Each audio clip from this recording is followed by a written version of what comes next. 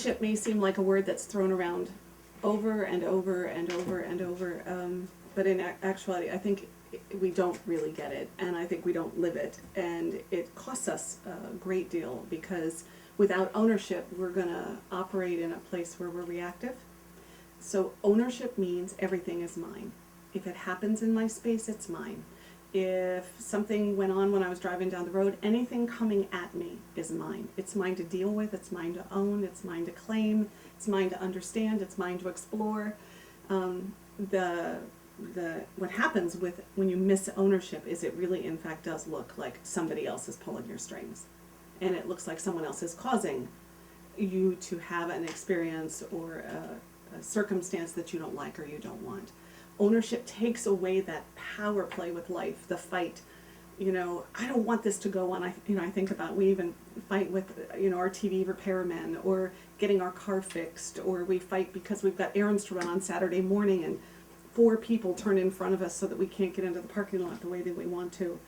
As small or everyday or mundane as that may be, when you are really, really in ownership, even that moment has you operate from a place where you're not reacting to what's happening. You're saying, well, wait a minute, where am I coming from here? Well, I'm driving down the highway and trying to get my errands done. And then you start to recognize that the more I try to drive down the highway like that, things are happening in my space. So maybe I need to get into relationship with them. I've introduced a new word there. Getting into relationship, I think we use that word very differently than, kind of the normal mainstream conversation. To me, getting in relationship is the minute that I acknowledge that something other than myself exists. And that once I acknowledge it, then I also accept that it's going to have an impact on me.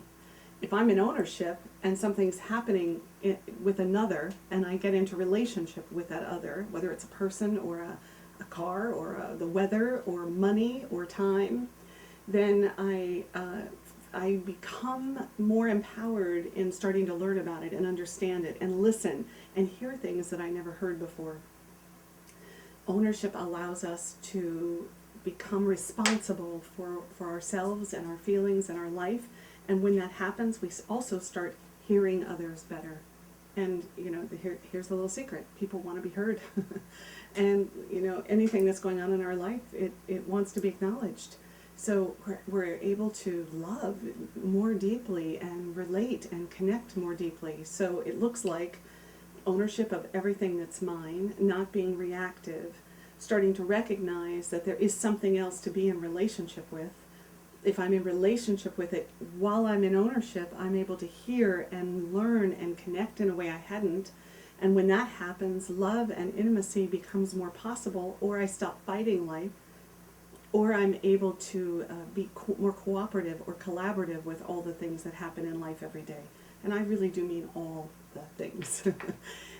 So ownership is one of those key fundamental ideas that we work with and explore and apply to our lives with the self-development process.